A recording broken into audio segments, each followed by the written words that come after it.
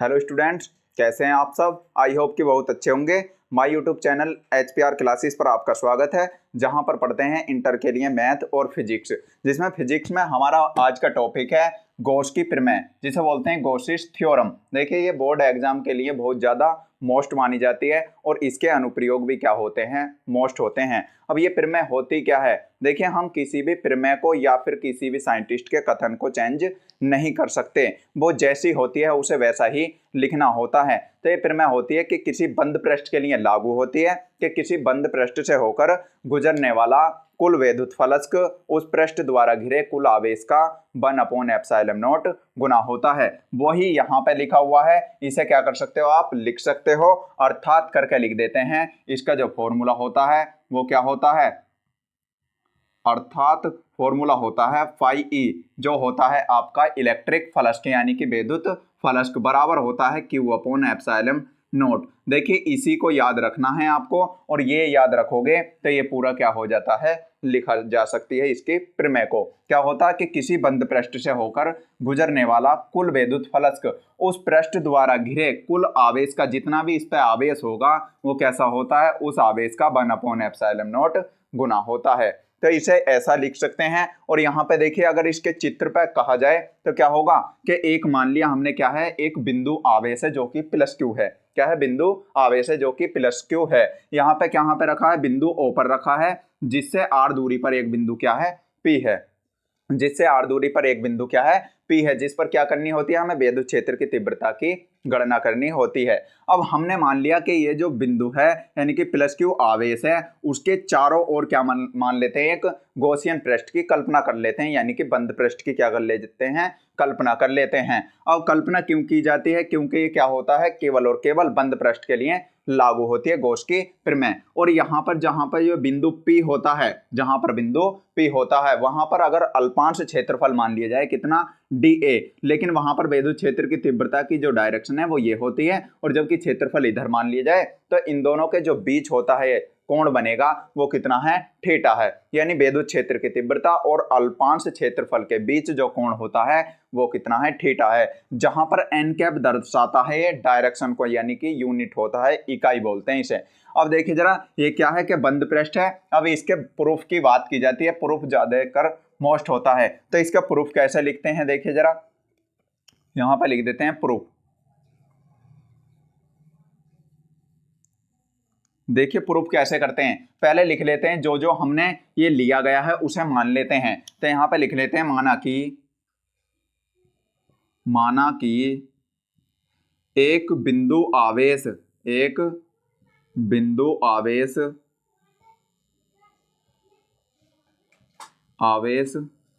+Q, कौन सा है, बिंदु आवेश +Q, बिंदु O पर क्या है, स्थित है, बिंदु O पर स्थित है, जिसके चारों ओर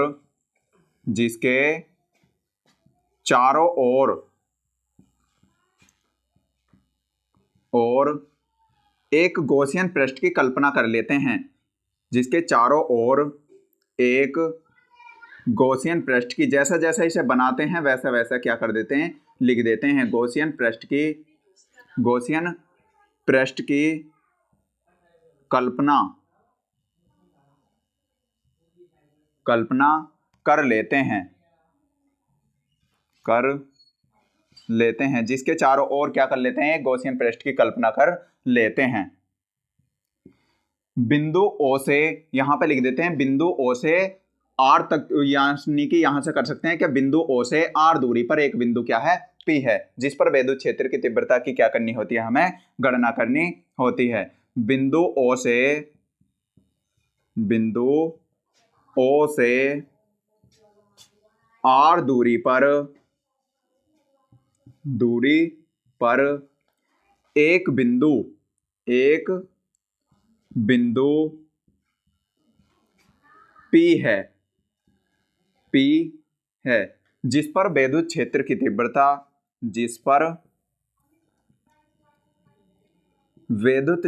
तीव्रता,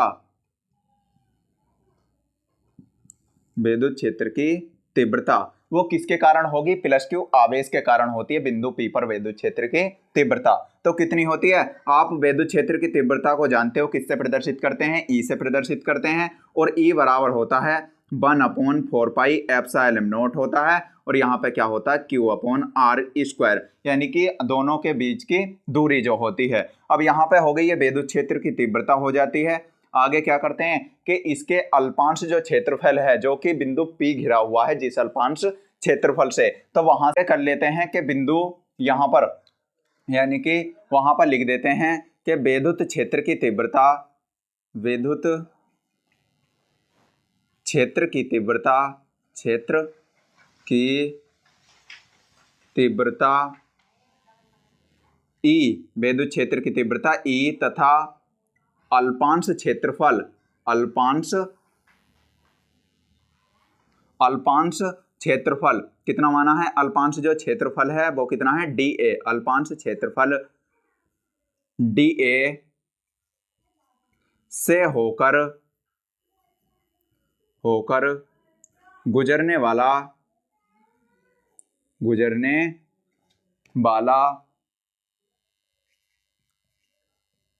कुल विद्युत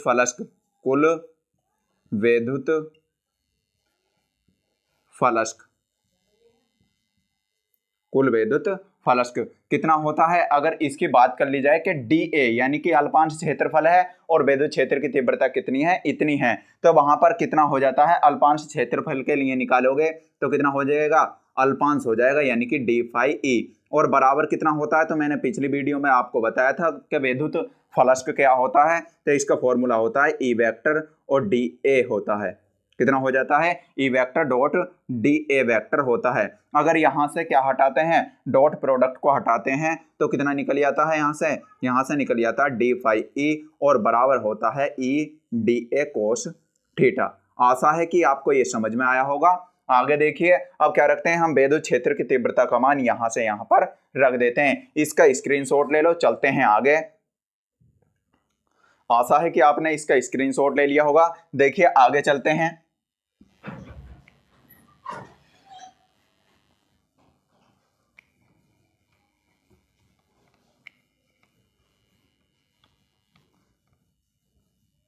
देखिए, और जो नीचे हमने समीकरण मानी थी तो उसे क्या मान सकते हैं, समीकरण 1 मान सकते हैं। यहां पर लिख देंगे कि विद्युत क्षेत्र की तीव्रता, यानी कि यह पुटिंग द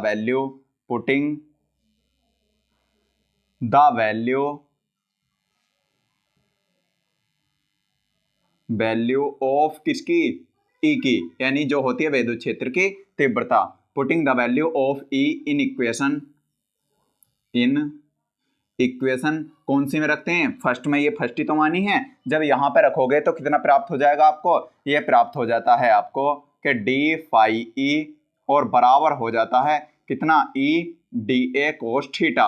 लेकिन आप क्या कर रहे हो, विद्युत क्षेत्र की तीव्रता की तो वैल्यू रखते हो, और विद्युत क्षेत्र की तीव्रता की जो वैल्यू होती है वो पीछे आपने देखी है, कितना होता है 1/4 पाई एप्सिलॉन नॉट होता है, और यहाँ पे Q अपॉन होता है r², ये हो जाता है। देखिए, इसे अगर सही तरीके से लिखना चाहो तो सही से लिख सकते हैं, यानी ये हो जाता है आपका d phi E होता है, यहाँ पे तो ये हो गया, और विद्युत क्षेत्र की तीव्रता का जो मान है वो कितना है 1/4 पाई एप्सिलॉन नॉट होता है, और कितना है Q/r², जो कि ऊपर समीकरण आपने लिखी थी। ये तो हो गया E का मान, लेकिन ये क्या रह जाता है यहाँ पर dA, और ये हो जाता है cos थीटा।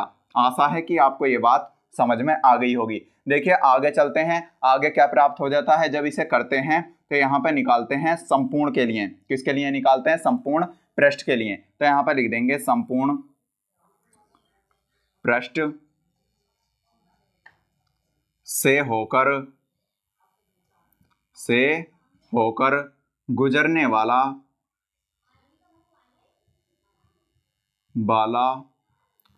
कुल विद्युत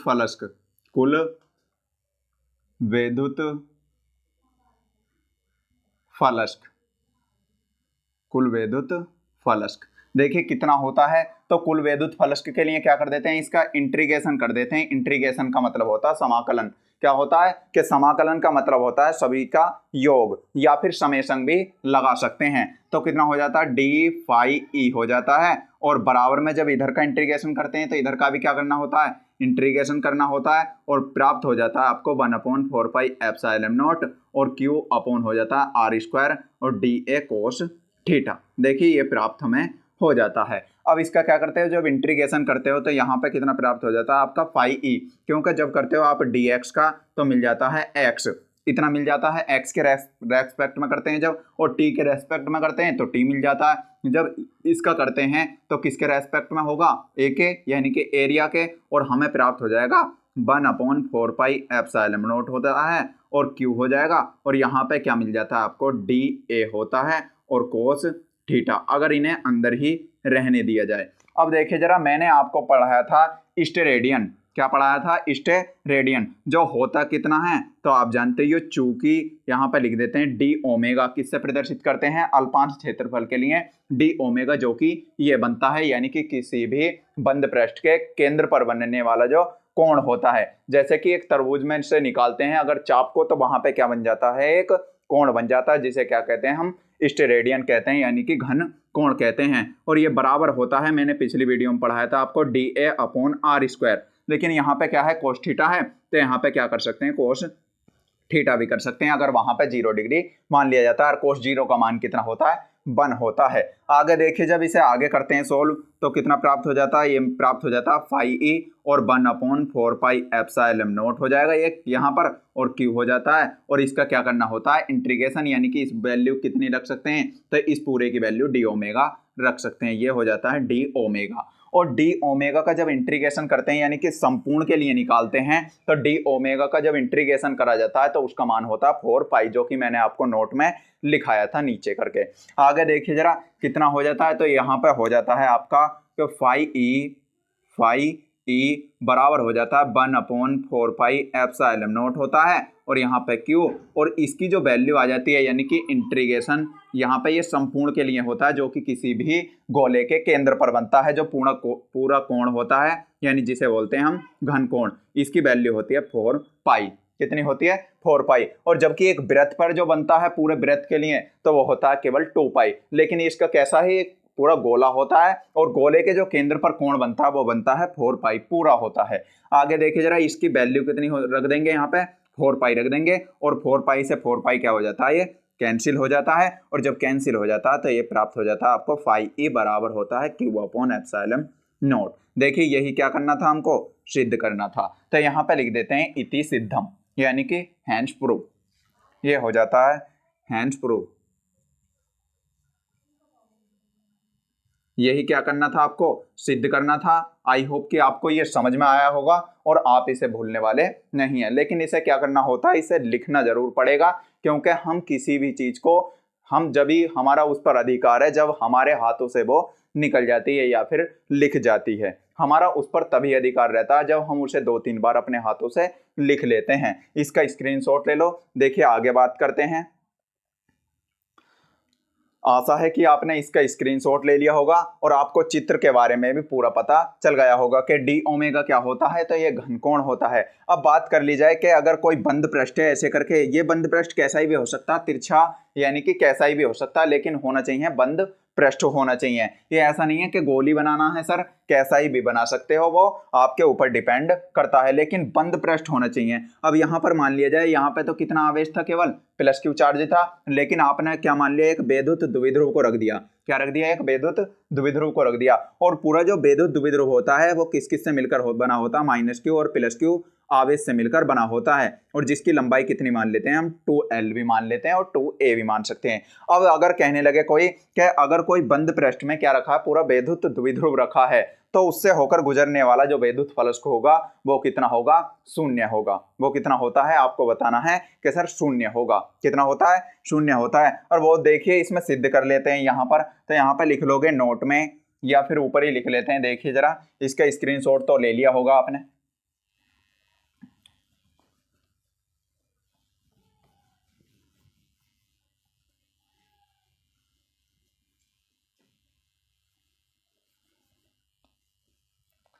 देखिए पहला पॉइंट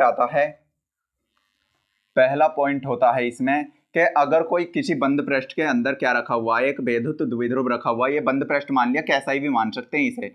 यहाँ पर क्या है, एक बेधुत द्विध्रुव रखा है इसके अंदर ही, तो जितना इसमें से बेधुत फलस्क निकलेगा और उतना ही क्या हो जाता है, इसके अंदर आ जाता है। तो इसीलिए जो इससे कुल बेधुत फलस्क हो गुजरेगा वो कितना हो जाता है, 0 हो जाता है। अब यहाँ पे क्या है, ये एक बेधुत द्विध्रुव है यानी कि इलेक्ट्रिक डायपोल है। यहाँ पे लिख देंगे बेधुत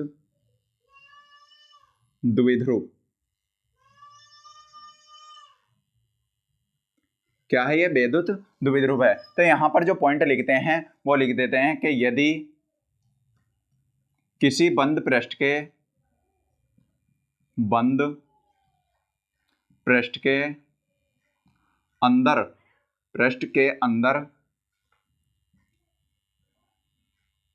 अंदर कोई बेधुत द्विध्रुव रखा हो,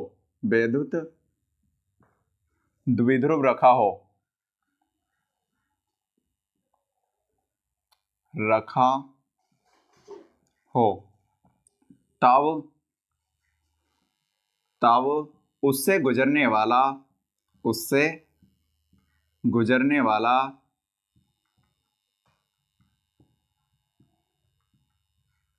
बेधुत फलस्क देखिए कितना होता है।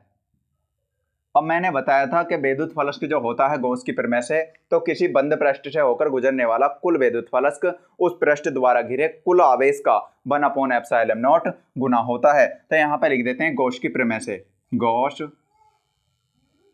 की प्रमेय से देखिए क्या होता है। तो गॉस की प्रमेय क्या थी, φE थी, यानी कि कुल बेधुत फलस्क। और क्या होता है कि कुल आवेश, और कुल आवेश है कितना, तो पहला तो पॉजिटिव है ये वाला, और दूसरा आवेश कितना है तो उसे क्या कर दोगे, इसका योग करोगे, लेकिन माइनस के साथ लेना होता है और 1/ε0 होता है। यानी किसी बंद पृष्ठ से होकर गुजरने वाला कुल बेधुत फलस्क उस पृष्ठ द्वारा घिरे कुल आवेश का 1/ε0 गुना होता है। तो कुल आवेश हैं कितने, एक तो प्लस है और दूसरा माइनस है, तो योग कर दिया हमने, लेकिन माइनस का चिन्ह माइनस के साथ लेना होता है। जब इसे सोल्व करते हैं तो Q माइनस के कितना आ जाता है, Q, और अपॉन में क्या होता है, ε0, अर्थात करके लिख सकते हैं इसे, कितना हो जाता है, 0। यानी कि अगर किसी बंद पृष्ठ के अंदर क्या होता है कि किसी बंद पृष्ठ के अंदर अगर बेधुत द्विध्रुव को रखा जाता है तो वहां से गुजरने वाला जो बेधुत फलस्क होगा वो कितना होता है, 0 होता है। अब दूसरा पॉइंट होता है इसी का कि यदि यहां पर दूसरा जो पॉइंट होता है, यदि आवेश बंद पृष्ठ के बाहर स्थित हो, बाहर रखा हो या स्थित हो, तब उससे गुजरने वाला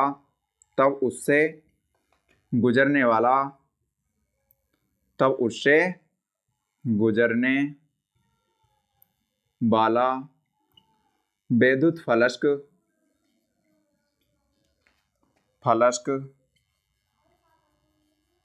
0 होता है। क्या होता है, 0 होता है।